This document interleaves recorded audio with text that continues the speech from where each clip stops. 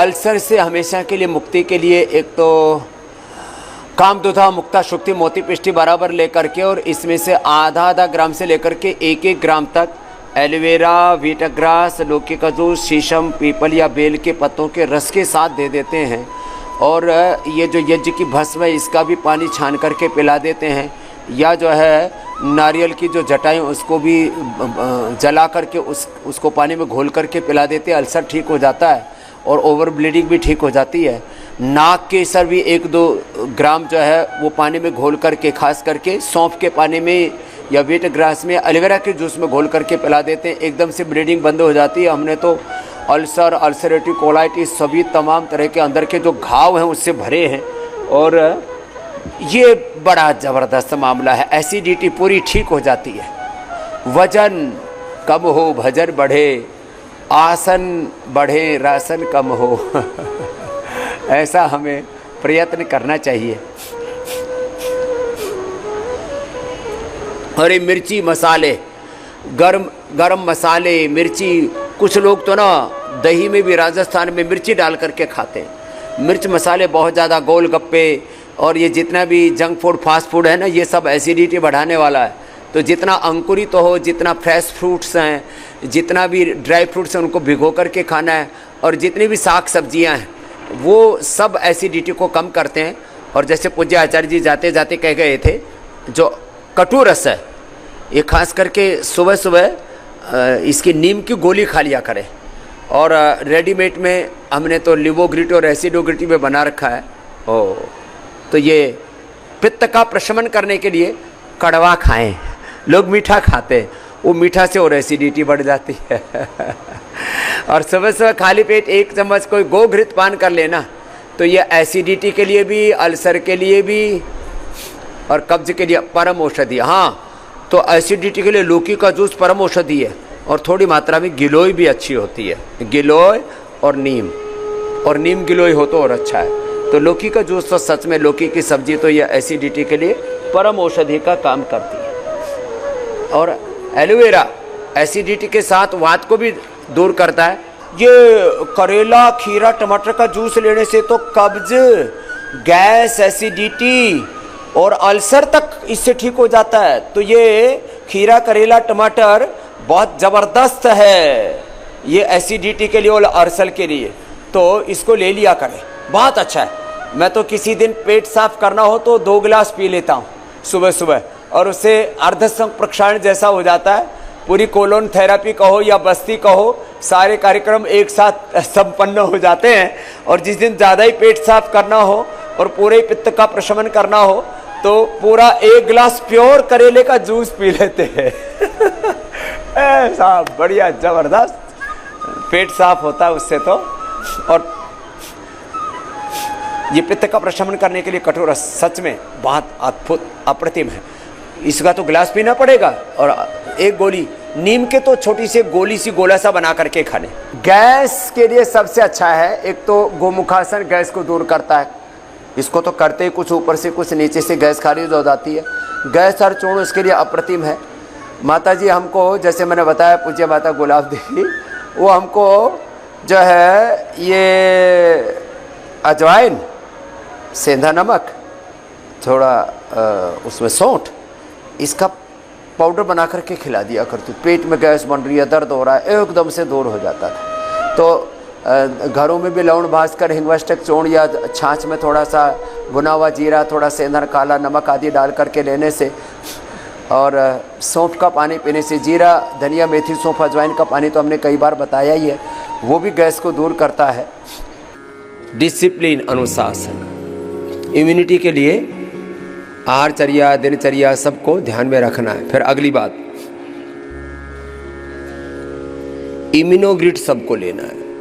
जिनकी कफ की प्रकृति है वे ब्रोनकोम साथ में ले लें या स्वासारी गोल्ड ले लें। 2-3 विकल्प दे रहे हैं, स्वासारी, ब्रोनकोम, करक्यूमिन गोल्ड, ऐसे। और जिनकी कफ की प्रकृति, जिनकी वात की प्रकृति है वे पीड़ानिल गोल्ड या अश्वशिला ले लें। जिनकी पित्त की प्रकृति है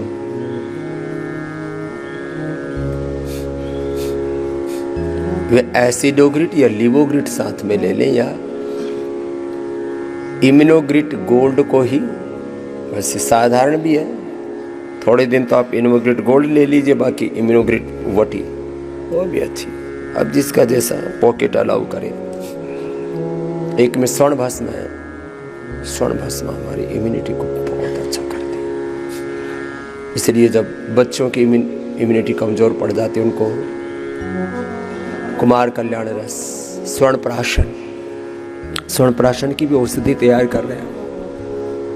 डायबिटीज वाले बहुत कमज़ोर हो जाते हैं तो वसंत कुसुमा, नस नाड़ियाँ कमज़ोर पड़ जाते हैं रस राजियों के अंदर रस, फेफड़े कमज़ोर पड़ जाते हैं स्वर्ण वसंत मालती रस या अभ्रक भस्म सहस्रकोटि।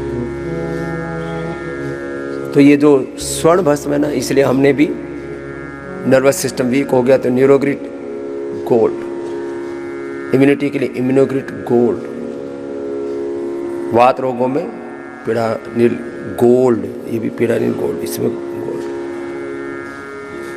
कफ में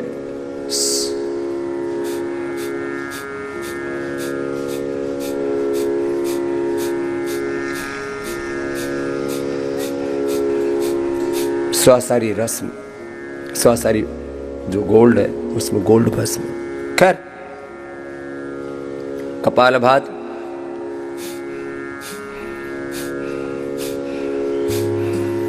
कपालभाति में थक जाएं तो अनुलोम विलोम लगातार कीजिए।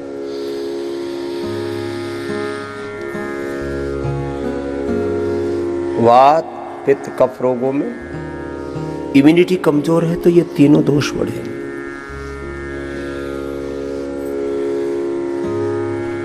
सामान्य रूप से सबके लिए कह रहा हूं,